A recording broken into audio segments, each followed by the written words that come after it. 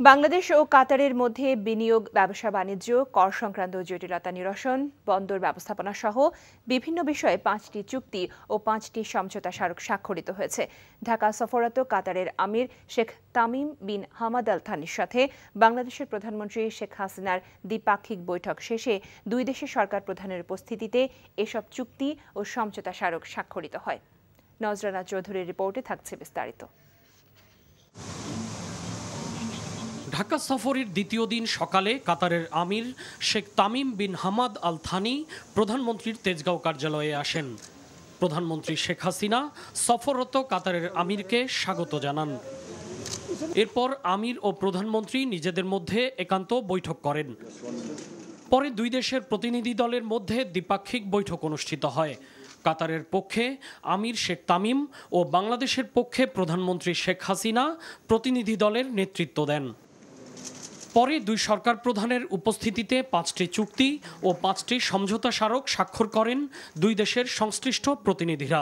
চুক্তিগুলো হলো আইনগত সহযোগিতা সংক্রান্ত, বিনিয়োগ উন্নয়ন ও সুরক্ষা সংক্রান্ত চুক্তি, যৌথ বিজনেস কাউন্সিল গঠন, দ্বৈত কর পরিহার ও কর ফাঁকি এবং সমুদ্র পরিবহন সংক্রান্ত। আর সমঝোতা স্মারকগুলো হলো কূটনীতিকদের প্রশিক্ষণ, ক্রীড়া উন্নয়ন, জনশক্তি সংক্রান্ত সহযোগিতা, উচ্চশিক্ষা ও বিজ্ঞান গবেষণা এবং বন্দর পরিচালনা। এ সময় রাজধানীর ইসিবি চত্বর থেকে মিরপুর ডিওএইচএস পর্যন্ত সড়ক এবং কালশিতে একটি পার্ক কাতারের আমির Sheikh Tamim bin Hamad Al থানির নামে নামকরণের ঘোষণা দেয়া হয়। Nazrana Chowdhury, NTV news, Dhaka. বিকাশে কম খরচে ক্যাশ আউটের লিমিট বেড়ে 50,000, প্রিয় এজেন্টও 2টা। সামান্য জ্বর, সর্দি কিংবা পেটের ব্যথার কারণে দূর দূরান্ত থেকে ঢাকায় এসে বিশেষজ্ঞ চিকিৎসকের শরণাপন্ন হন রোগীরা।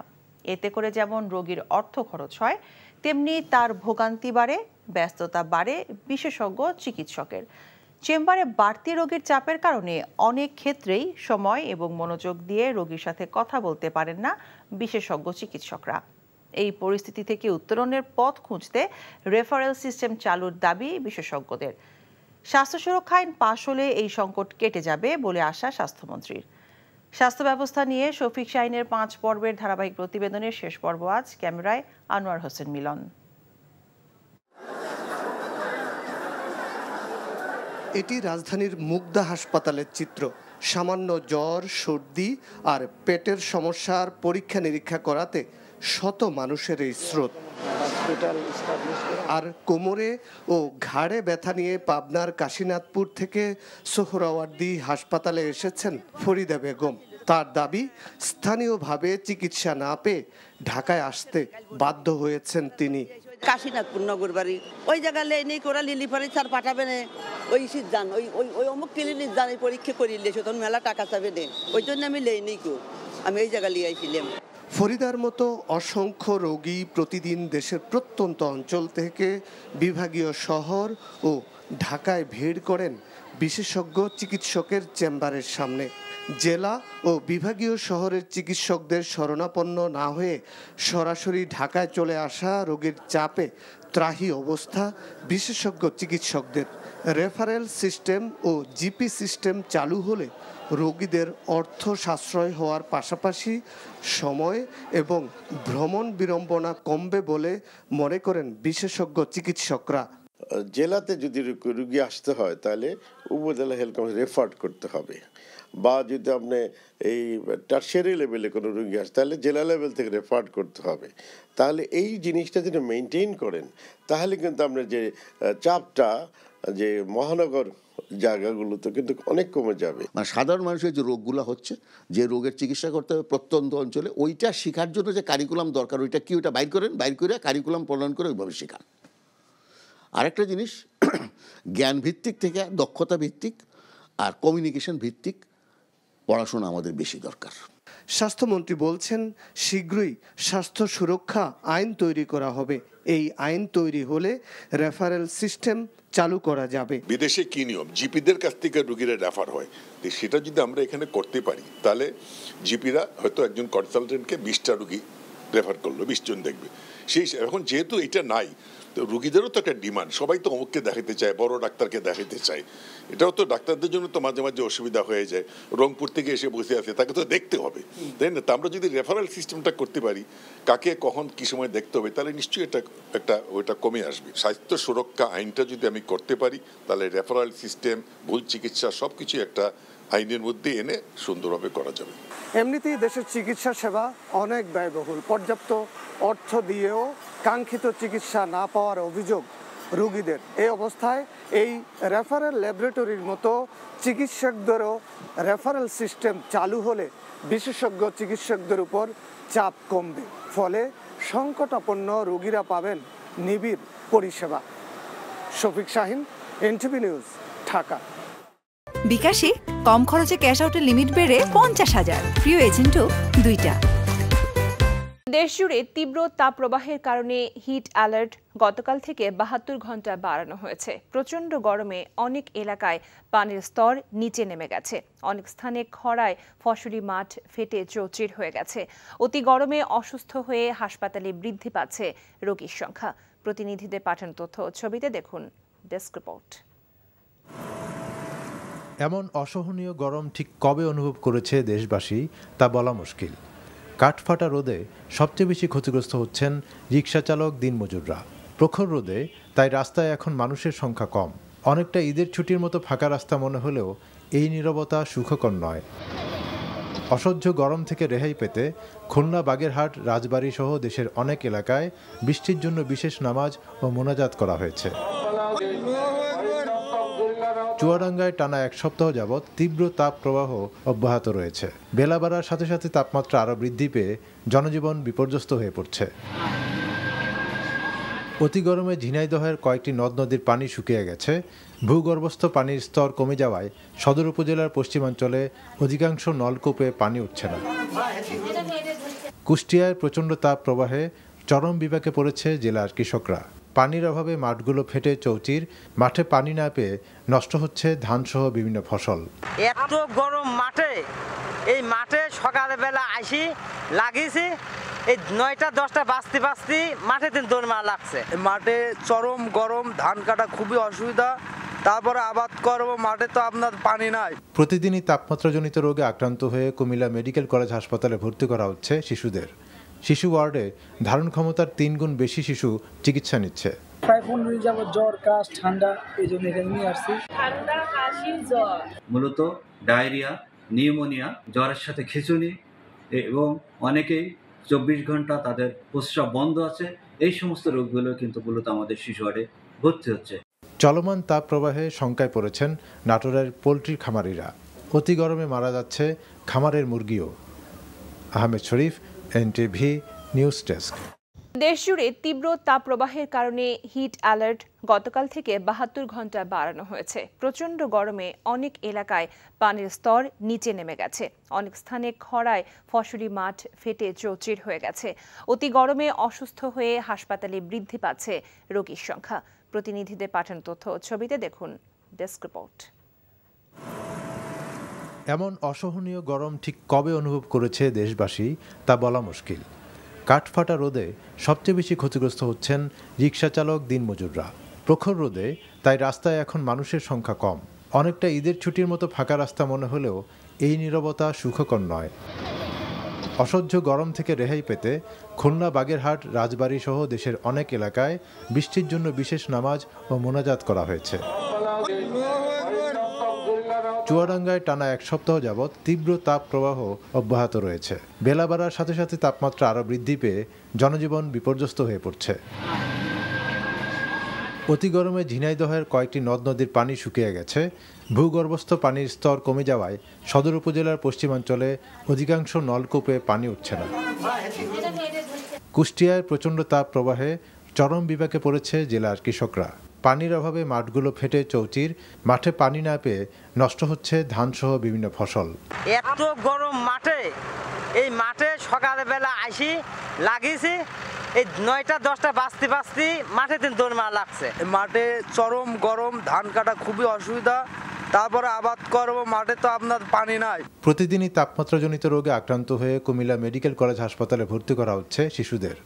শিশু ওয়ার্ডে ধারণ ক্ষমতার 3 গুণ বেশি শিশু চিকিৎসা নিচ্ছে। প্রায় 15 দিন যাবত জ্বর, কাশ, ঠান্ডা, এই জন্য এখানে নিয়ে আসছি। ঠান্ডা, কাশি, জ্বর, মূলত ডায়রিয়া, নিউমোনিয়া, জ্বরের সাথে খিঁচুনি এবং অনেকেই 24 ঘন্টা তাদের প্রস্রাব বন্ধ আছে। এই সমস্ত রোগগুলো কিন্তু মূলত আমাদের শিশু ওয়ার্ডে ভর্তি হচ্ছে। চলমান তাপ প্রবাহে শঙ্কায় পড়েছেন নাটোরের পোলট্রি খামারিরা। অতি গরমে মারা যাচ্ছে খামারের মুরগিও। আহমেদ শরীফ, এনটিভি নিউজ ডেস্ক। চলমান তাপপ্রবাহে ডিএমপির পক্ষ থেকে রাজধানীর 50টি থানার জনবহুল স্থানে শ্রমজীবী মানুষের জন্য সুপেয় পানির ব্যবস্থা করা হয়েছে। এছাড়া পুলিশ সদস্যদের জন্য খাবার পানি, স্যালাইন ও গ্লুকোজের ব্যবস্থা করা হয়েছে। সংবাদ সম্মেলনে এসব কথা জানান ডিএমপি কমিশনার হাবিবুর রহমান। আমাদের 50টি থানায় বিভিন্ন জনবহুল স্থানগুলোতে বাজার, বাস স্টপেজ, মার্কেট, এই সমস্ত জায়গায় শ্রমজীবী মানুষ, নিম্নবিত্ত আয়ের মানুষ যারা নিজেরা রাস্তাঘাটে পানি খাওয়ার ব্যবস্থা করতে পারে না, অর্থাৎ কিনে খেতে পারে না, তাদের জন্য আমাদের পুলিশের পক্ষ থেকে পানি খাওয়ার ব্যবস্থা করা হয়েছে। কিছু কিছু জায়গায় স্যালাইন সরবরাহ করা হচ্ছে এবং টোটাল মেট্রোপলিটন এলাকায় যারা রয়েছে তাদেরকে সেবা দেওয়ার জন্য আমাদের এই প্রচেষ্টা। আওয়ামী লীগ সাধারণ সম্পাদক ওবায়দুল কাদের বলেছেন, একটি চিহ্নিত গোষ্ঠী বাংলাদেশের গণতন্ত্র ও নির্বাচন বিরোধী ষড়যন্ত্রে লিপ্ত। দেশি বিদেশি এই অপশক্তিকে ঐক্যবদ্ধভাবে রুখে দেওয়ার আহ্বান জানান। সেই সাথে তিনি দাবি করেন, আওয়ামী লীগই একমাত্র দেশের দল যারা নির্বাচন ব্যবস্থাকে স্বাধীন ও কর্তৃত্বপূর্ণ করেছে। বঙ্গবন্ধু এভিনিউয়ে আওয়ামী লীগ কেন্দ্রীয় কার্যালয়ে এক সভায় এসব কথা বলেন আওয়ামী লীগ সাধারণ সম্পাদক। আরও জানাচ্ছেন মুকসিমুল আহসান। আসন্ন উপজেলা পরিষদ নির্বাচনকে সামনে রেখে ঢাকা জেলা, মহানগর উত্তর, দক্ষিণ এবং সহযোগী সংগঠনের সভাপতি সাধারণ সম্পাদকের সাথে যৌথ সভা করেন আওয়ামী লীগ সাধারণ সম্পাদক। সভায় জনগণকে ভোটাধিকার প্রয়োগে উৎসাহিত করতে প্রচারণামূলক প্রচারপত্র বিতরণ কার্যক্রমের উদ্বোধন করেন ওবায়দুল কাদের। এ সময় উপজেলা নির্বাচনে ভোট দিয়ে নাগরিক অধিকার প্রয়োগে নেতাকর্মীদের আহ্বান জানান আওয়ামী লীগ সাধারণ সম্পাদক। তিনি অভিযোগ করেন, একটি মহল দেশে বিদেশে মিথ্যাচার এবং অপপ্রচারের মাধ্যমে সরকারকে ক্ষমতাচ্যুত করতে চক্রান্ত করছে।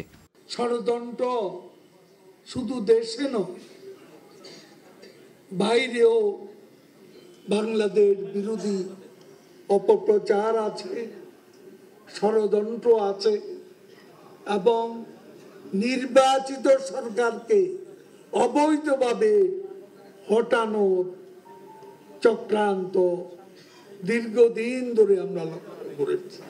তাদেরকে আমাদের প্রতিরোধ করতে হবে, প্রতিহত করতে হবে। একই সঙ্গে ওবায়দুল কাদের দাবি করেন, এদেশের গণতন্ত্র এবং নির্বাচন ব্যবস্থার উন্নয়নে কাজ করেছে আওয়ামী লীগ। গুন্ডা দিয়ে নির্বাচনের কেন্দ্র দখল, জাল ভোট, ভুয়া ভোট, ভোট ডাকাতি, এই সব ছিল বিএনপির প্র্যাকটিস। আওয়ামী লীগই একমাত্র দল, যেই দল এদেশের নির্বাচন ব্যবস্থাকে স্বাধীন এবং কর্তৃত্বপূর্ণ করেছে। উন্নয়নের ধারাবাহিকতা রাখতে যে কোনো অপতৎপরতার বিরুদ্ধে মুক্তিযুদ্ধের পক্ষের শক্তিকে ঐক্যবদ্ধ থাকার আহ্বান জানান আওয়ামী লীগ সাধারণ সম্পাদক। Muksimul Ahsan, NTV news, Dhaka. সীমান্তে প্রতিনিয়ত ভারতের বিএসএফের হাতে নির্মমভাবে বাংলাদেশিদের নিহতের ঘটনায় তীব্র নিন্দা জানান বিএনপির সিনিয়র যুগ্ম মহাসচিব রুহুল কবির রিজভী আহমেদ। বলেন, ক্ষমতার নেশায় বিভোর সরকার বিএনপি নেতাকর্মীদের নির্যাতন করলেও সীমান্তে নিহতের ঘটনায় প্রতিবাদ করে না। সরকারের নির্দেশে দেশের আইন আদালত চলে বলে মন্তব্য করেন তিনি। 11তে মিথ্যা মামলায় খালেদা জিয়াকে রাজনীতি থেকে বাইরে রাখা হলেও সে সময় শেখ হাসিনার মামলা ক্ষমতার ব্যবহার বলে প্রত্যাহার করা হয় বলে মন্তব্য করেন তিনি। প্রায় প্রতিদিনই বাংলাদেশ ভারত সীমান্তে বিএসএফ কর্তৃক বদ্ধভূমি বাড়ানো হলেও আওয়ামী নিপীড়ক সরকারকে নিশ্চুপ থাকতে হয়। আমি বাংলাদেশ ভারত সীমান্তে বিএসএফ কর্তৃক গতকাল নিহত হাসান মিয়া সহ প্রতিনিয়ত বাংলাদেশি মানুষের নির্বিচারে হত্যার ঘটনার তীব্র নিন্দা ও ধিক্কার জানাচ্ছি। দেশ জুড়ে তীব্র দাবদাহে পুড়ছে মানুষ, পুড়ছে প্রকৃতি। দহন জ্বালায় সবচেয়ে বেশি ভোগান্তিতে খেটে খাওয়া সাধারণ মানুষ। এরই মধ্যে দাবদাহে অসুস্থ হয়ে রাজধানীতে মারা গেছেন এক পথচারী। হাসপাতালগুলোতেও বাড়ছে রোগীদের ভিড়। পুরো মাস জুড়েই এই তাপপ্রবাহ অব্যাহত থাকবে বলে জানিয়েছে আবহাওয়া অফিস। বিস্তারিত জুনায়েদ আল হাবিবের রিপোর্টে। বৈশাখের খরতাপে যখন পুড়ছে দেশ, তখন ৭৫ বছর বয়সী আবুল কাশেমের কপালে চিন্তার ভাঁজ। সড়কে কমে গেছে মানুষের চলাচল, ভাটা পড়েছে কাশেমের উপার্জনে। একজন যাত্রীর জন্য দুপুরের তপ্ত রোদে পুড়ে অপেক্ষা তার। প্রকৃতির এমন বিরূপ আচরণে সবচেয়ে বেশি সংকটে পড়েছেন আবুল কাশেমের মতো খেটে খাওয়া মানুষ। ফেট ছাড়াই কেউ হতো, ফেট না ছাড়ালে কি আর কেউ খাওয়াইবো আমারে? এজন্য বাড়িছি। বাসা থাকার জন্য বলছে, কিন্তু আমাদের পেট তো আর তা মানে না, আমাদেরকে খাইতে হয় ডেইলি। কষ্ট হইলেও যেন বেরাইতে হয়, একটা দিন বসে থাকলে আপনার খাওয়া বন্ধ হয়ে যাবে। এদিকে দেশ জুড়ে চলমান তাপপ্রবাহ পুরো মাসব্যাপী অব্যাহত থাকবে বলে জানিয়েছে আবহাওয়া অধিদপ্তর। বর্তমানে রাজশাহী এবং পাবনা জেলা সহ খুলনা বিভাগের উপর তীব্র তাপপ্রবাহ বয়ে যাচ্ছে। এছাড়া চট্টগ্রাম বিভাগ ব্যতীত দেশের অন্যান্য বিভাগগুলোতে মৃদু থেকে মাঝারি ধরনের তাপপ্রবাহ বয়ে যাচ্ছে। তাপপ্রবাহ যেটা চলছে এটা কিন্তু সামনে আগামী দিনগুলোতে অব্যাহত থাকবে। এখন বর্তমান যে অবস্থা দেখা যাচ্ছে, সিলেট বিভাগ ছাড়া কিন্তু বৃষ্টিপাতের ওরকম সম্ভাবনা নেই। তীব্র গরমে প্রয়োজন ছাড়া যখন ঘর থেকে বের হচ্ছে না মানুষ, তখন বিনামূল্যে বিশুদ্ধ পানি ও খাবার স্যালাইন নিয়ে শ্রমজীবী মানুষের পাশে দাঁড়িয়েছেন বিভিন্ন স্বেচ্ছাসেবী সংগঠন। গরমের নিম্ন আয়ের মানুষ যারা, তাদেরকে স্যালাইন আর মিনারেল ওয়াটার দিচ্ছি, পানি। ওদেরকে আবার সতর্ক করতেছি যে রাস্তাঘাটে ফুটপাতে বিভিন্ন কেমিক্যাল দিয়ে শরবত বিক্রি করে, তারা যাতে এই শরবতটা না খায়। সাময়িক এই সংকটে সতর্ক হয়ে চলার পাশাপাশি শিশু ও বয়স্কদের বাড়তি যত্ন নেয়ার কথা বলছেন চিকিৎসকরা। জুনায়েদ আল হাবিব, এনটিভি নিউজ, ঢাকা। বিনা প্রতিদ্বন্দ্বিতায় প্রথম ধাপের উপজেলা নির্বাচন ৭ জন চেয়ারম্যান, ৯ জন ভাইস চেয়ারম্যান এবং ১০ জন মহিলা ভাইস চেয়ারম্যান নির্বাচিত হয়েছে। মঙ্গলবার আগারগাঁওয়ে নির্বাচন ভবনে এমন তথ্য জানিয়েছেন সচিব মোহাম্মদ জাহাঙ্গীর আলম। যৌথ বাহিনীর অপারেশনের কারণে প্রথম ও দ্বিতীয় ধাপের বান্দরবানের ৩ উপজেলা নির্বাচন স্থগিত করেছে কমিশন। ইসি সচিব জানান, আগামী ৫ জুন চতুর্থ ধাপের ৫৫টি উপজেলা নির্বাচন হবে। এর আগে প্রধান নির্বাচন কমিশনার কাজী হাবিবুল আওয়ালের নেতৃত্বে কমিশন সভায় নির্বাচনে আইন শৃঙ্খলা নিয়ে কথা হয়। নির্বাচিতদের মধ্যে বাগেরহাট সদর, মুন্সিগঞ্জ সদর, মাদারীপুরের শিবচর এবং ফেনীর পরশুরামের চেয়ারম্যান, ভাইস চেয়ারম্যান ও মহিলা ভাইস চেয়ারম্যান সবাই বিনা ভোটে নির্বাচিত হয়েছেন। সচিব জানান, উপজেলা নির্বাচনে জাতীয় নির্বাচনের মতো কঠোর অবস্থানে থাকবে আইন শৃঙ্খলা রক্ষা বাহিনী। সচিব জানান, বান্দরবানের রুমা, থানচি ও রোয়াংছড়ি উপজেলা নির্বাচন স্থগিত করা হয়েছে। উপজেলা পরিষদ বা স্থানীয় সরকার পরিষদ নির্বাচনে যে পরিমাণ আইনশৃঙ্খলা রক্ষাকারী বাহিনীর সদস্যদেরকে মোতায়েন করে থাকি, এই নির্বাচনে তার চাইতে একটু অধিক সংখ্যক সদস্য মোতায়েন করার প্রচেষ্টা গ্রহণ করা হবে। তার কারণ, যেহেতু ৬ষ্ঠ উপজেলা পরিষদ ৪টা ধাপে অনুষ্ঠিত হবে, সুতরাং সেক্ষেত্রে আমাদের জেলা পর্যায়ে কর্মরত যে আইনশৃঙ্খলা রক্ষাকারী বাহিনী এবং জনপ্রশাসনের জনবল রয়েছেন, তারা ওখানেই ধাপে ধাপে দায়িত্ব পালন করবেন। সুতরাং সেক্ষেত্রে আমাদের এই জনবলের সমস্যার ঘাটতি হবে না। পার্বত্য জেলা বান্দরবনের ৩টি উপজেলাতে, বিশেষ করে থানচি, রুমা এবং রোয়াংছড়িতে আমাদের কম্বাইন্ড অপারেশন অর্থাৎ যৌথ বাহিনীর অপারেশন চলমান রয়েছে। তাই আপাতত এই 3টি উপজেলা নির্বাচন স্থগিত করা হয়েছে। নাটোরের সিংড়ার আলোচিত চেয়ারম্যান প্রার্থী দেলোয়ার হোসেনকে বিনা প্রতিদ্বন্দ্বিতায় নির্বাচিত ঘোষণা করেছে নির্বাচন কমিশন। এছাড়া প্রথম ধাপে অন্যান্য উপজেলায় প্রার্থীদের মাঝে প্রতীক বরাদ্দ দেওয়া হয়েছে। দুপুরে নাটোর জেলা নির্বাচন কর্মকর্তা আব্দুল লতিফ শেখ দেলোয়ারকে নির্বাচিত ঘোষণা করেন। প্রধান প্রতিদ্বন্দ্বী লুৎফুল হাবিব রুবেল প্রার্থিতা প্রত্যাহার করলে একক প্রার্থী হয়ে যান দেলোয়ার। এছাড়া প্রথম ধাপে দেশের ১৪৭টি উপজেলা পরিষদ নির্বাচনে প্রার্থীদের মাঝে প্রতীক দেওয়া হয়েছে। প্রতীক পেয়েই গণসংযোগ শুরু করেছেন প্রার্থীরা। আগামী ৮ মে অনুষ্ঠিত হবে নির্বাচন। বান্দরবানের রুমায় সোনালী ব্যাংক ডাকাতি, হামলা ও অস্ত্র লুটের ঘটনায় কেএনএফের সঙ্গে জড়িত থাকার অভিযোগে গ্রেফতার রুমা উপজেলা ছাত্রলীগের সভাপতি সহ আরও ৭ জনকে জেল হাজতে পাঠানো হয়েছে। দুপুরে পুলিশ আসামিদের Bandarban chief judicial magistrate ASM ইমরানের আদালতে হাজির করলে আদালত তাদের জেলে পাঠানোর নির্দেশ দেন। এরা হলেন রুমা উপজেলা ছাত্রলীগের সভাপতি ভান নুন নোয়াম, লাল নুন নোয়াম, লাল দাভিদ বম, চমলিয়ান বম, লাল পেখ লিয়ান, লালমিন বম এবং ভান বিয়াক লিয়ান বম। এরা সবাই রুমা উপজেলার মুনলাই পাড়ার বাসিন্দা। যৌথ বাহিনী জানায়, সোমবার রুমা উপজেলা দুর্গম মুনলাই পাড়া এলাকা থেকে কেএনএফের সঙ্গে জড়িত থাকার অভিযোগে ওই 7 জনকে গ্রেফতার করা হয়। রুমা থানচিতে ব্যাংক ডাকাতি, মসজিদে হামলা, টাকা অস্ত্র লুট ও ব্যাংক ম্যানেজারকে অপহরণের ঘটনায় এখন পর্যন্ত ৭৮ জনকে কারাগারে পাঠানো হয়েছে। দক্ষ জনশক্তি আমদানিতে বাংলাদেশকে অগ্রাধিকার দিতে চায় মধ্য এশিয়ার মুসলিম অধ্যুষিত দেশ কিরগিজ রিপাবলিক। এর মাধ্যমে বাংলাদেশের সঙ্গে অর্থনৈতিক সম্পর্ক জোরদার করতে চায় দেশটি। সকালে গাজীপুরে বেক্সিমকো শিল্প পার্ক পরিদর্শন শেষে সাংবাদিকদের সঙ্গে আলাপকালে কথা বলেন ঢাকায় সফররত কিরগিজ রিপাবলিকের উপপররাষ্ট্রমন্ত্রী আভাজবেক আতাখানভ।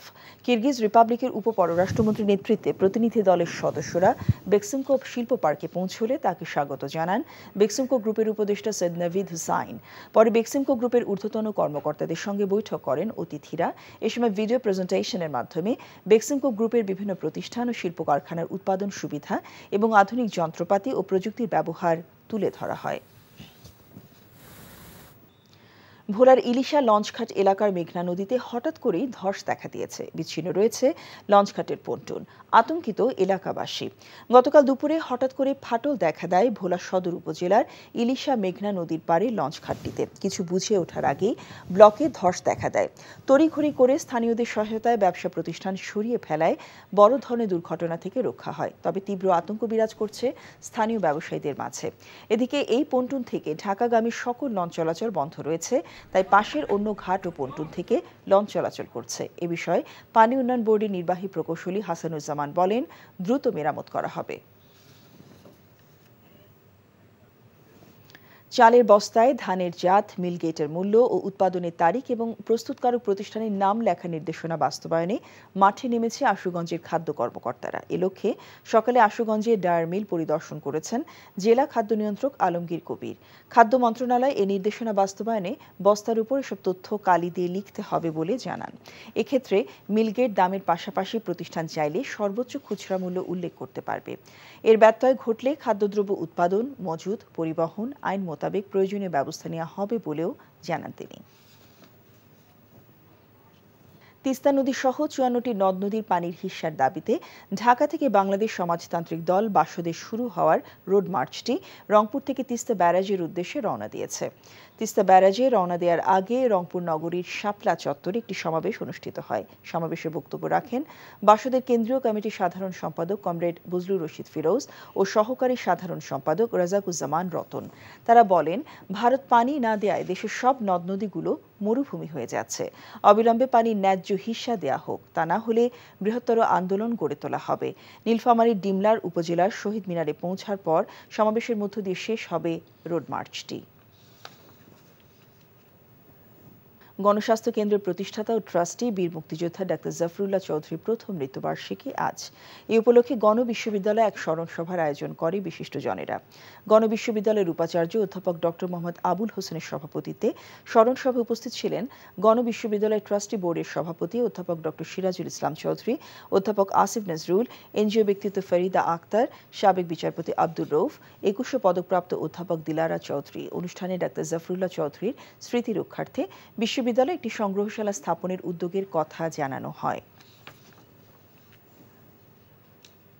নেত্রকোনায় ভুট্টা চাষ সম্প্রসারণ ও ভুট্টার খড় থেকে প্রাণী খাদ্য তৈরি পাইলট প্রকল্প বাস্তবায়নে কৃষকদের নিয়ে ৬ মাস মেয়াদী কর্মসূচি সম্পন্ন হয়েছে।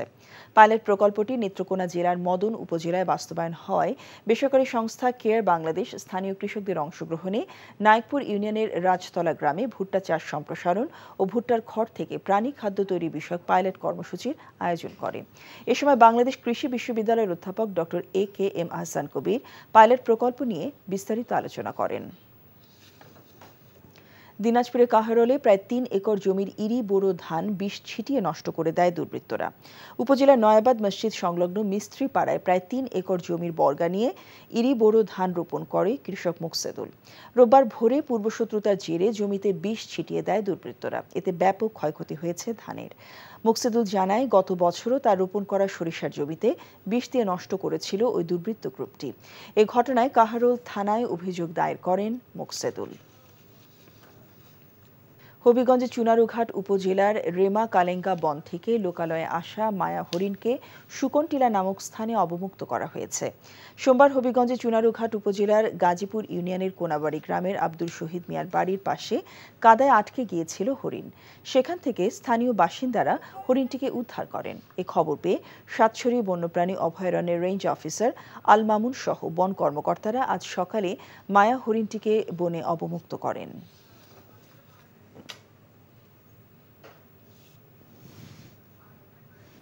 কারিগরি শিক্ষা বোর্ডের সনদ জালিয়াতির ঘটনায় প্রতিষ্ঠানটির সদ্য সাবেক চেয়ারম্যান আলী আকবর খানকে জিজ্ঞাসাবাদ করেছে DB police.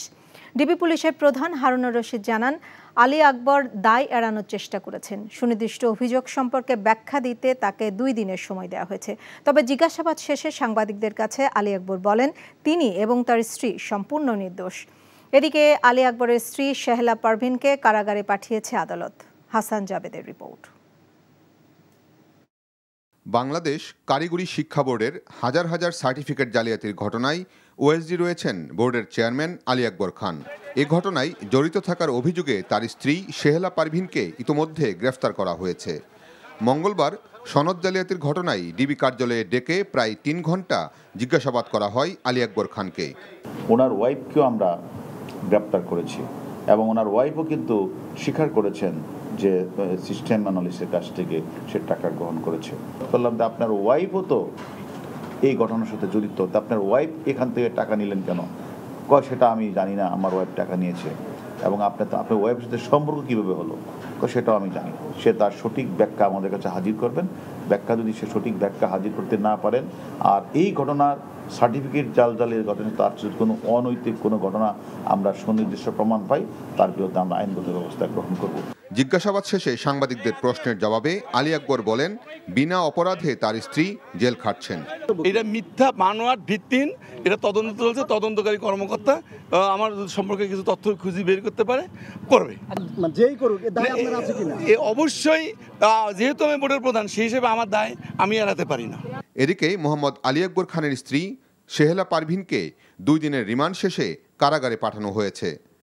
Hasan Jabed, NTV news, Dhaka. প্রথম ধাপের উপজেলা নির্বাচনে বিনা প্রতিদ্বন্দ্বিতায় চেয়ারম্যান সহ 26 জন প্রার্থী নির্বাচিত হয়েছেন। রাজধানীর আগারগাঁওয়ের নির্বাচন ভবনে ব্রিফিংয়ে এ তথ্য জানিয়েছেন সচিব মোহাম্মদ জাহাঙ্গীর আলম। একই সাথে আগামী 5 জুন চতুর্থ ধাপের 55টি উপজেলায় ভোটের তাফসিল ঘোষণা করা হয়। আর যৌথ বাহিনীর অপারেশনের কারণে স্থগিত করা হয়েছে বান্দরবানের 3টি উপজেলার ভোট গ্রহণ। নিয়ামুল আজিজ সাদেকের রিপোর্ট। উপজেলা পরিষদ নির্বাচনের প্রথম ধাপের প্রার্থিতা চূড়ান্ত। 148টি উপজেলার মধ্যে 4টি উপজেলায় হবে না নির্বাচন, কারণ ইতোমধ্যে উপজেলাগুলোতে সব পদে বিনা প্রতিদ্বন্দ্বিতায় নির্বাচিত ঘোষণা হয়েছে। মোট 7 জন চেয়ারম্যান, 9 জন ভাইস চেয়ারম্যান, 10 জন মহিলা ভাইস চেয়ারম্যানকে ভোটে প্রতিদ্বন্দ্বিতা করা লাগবে না। বাংলাদেশের আওয়ামী লীগ একটি বৃহত্তর রাজনৈতিক দল, তারা সিদ্ধান্ত নিয়েছেন যে তাদের যারা জনপ্রতিনিধি পূর্বে নির্বাচিত হয়েছেন তাদের নিকট আত্মীয় নির্বাচনে অংশগ্রহণ তারা বারণ করেছেন। এটা কিন্তু আইন না। নাটোরের সিংড়ার আলোচিত চেয়ারম্যান প্রার্থী দেলোয়ার হোসেনকে বিনা প্রতিদ্বন্দ্বিতায় নির্বাচিত ঘোষণা করেছে নির্বাচন commission.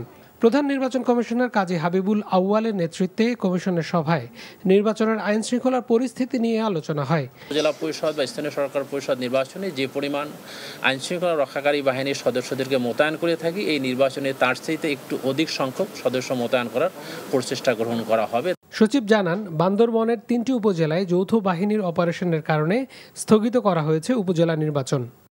Niamul Aziz Sadek, NTV news, Dhaka. পুলিশের সাবেক আইজি বেনজির আহমেদের অবৈধ সম্পদ অর্জনের অভিযোগ অনুসন্ধানে দুদকের করা কমিটির কাজের অগ্রগতি প্রতিবেদন 2 মাসের মধ্যে জানানোর নির্দেশ দিয়েছে হাইকোর্ট। একই সঙ্গে তদন্তের নির্দেশনা চেয়ে করা রিটের শুনানি 30 দিনের জন্য অপেক্ষমান রেখেছে আদালত। বিচারপতি নজরুল ইসলাম তালুকদারের নেতৃত্বাধীন দ্বৈত বেঞ্চ আজ এ নির্দেশ দেন। গতকাল বেনজির আহমেদের সম্পদের বিষয়ে গণমাধ্যমে প্রকাশিত রিপোর্ট অনুসন্ধানের নির্দেশনা চেয়ে হাইকোর্টে একটি রিট করেন একজন আইনজীবী। পুলিশের সাবেক মহাপরিদর্শক বেনজির আহমেদের সম্পদ নিয়ে অনুসন্ধানে 3 সদস্যের কমিটি গঠন করে কাজ শুরু করেছে দুর্নীতি দমন কমিশন। বিভিন্ন গণমাধ্যমে তার পরিবারের অবৈধ সম্পদ অর্জন বিষয়ে প্রকাশিত প্রতিবেদন সংস্থাটির নজরে আসলে তদন্তের সিদ্ধান্ত নেওয়া হয়। তড়িঘড়ি করে ব্যাংক একীভূত করার প্রক্রিয়া থেকে বিরত থাকার আহ্বান জানিয়েছে ট্রান্সপারেন্সি ইন্টারন্যাশনাল বাংলাদেশ টিআইবি। সংস্থাটি মনে করছে এর ফলে দুর্বল ব্যাংকগুলো রক্ষায় বাংলাদেশ ব্যাংকের একীভূতকরণের প্রক্রিয়া অর্থনৈতিক খাতে সংকট মোকাবেলায় সমস্যা সৃষ্টি করবে। আজ এক বিজ্ঞপ্তিতে টিআইবি জানায়, দুর্বল ব্যাংকের মন্দ ঋণ ব্যবস্থাপনা ও মূল সমস্যাকে পাশ কাটিয়ে ঋণ খেলাপি ও জালিয়াতির জন্য দায়ী মহলকে এর মাধ্যমে দায় মুক্তি দেওয়ার চেষ্টা হচ্ছে। এদিকে বাংলাদেশ ব্যাংকের যোগাযোগ ও প্রকাশনা বিভাগ থেকে পাঠানো এক বিজ্ঞপ্তিতে জানানো হয়, বিভিন্ন গণমাধ্যম ও সামাজিক যোগাযোগ মাধ্যমে ব্যাংক একীভূতকরণ বিষয়ে বিভিন্ন তথ্য প্রকাশিত হচ্ছে, যা অনেক ক্ষেত্রেই প্রকৃত তথ্য নির্ভর নয়। একীভূত ব্যাংকগুলো যাতে অধিকতর সেবা প্রদান করতে পারে সেই লক্ষ্যেই এই প্রক্রিয়া গ্রহণ করা হয়েছে বলে বিজ্ঞপ্তিতে উল্লেখ করা হয়।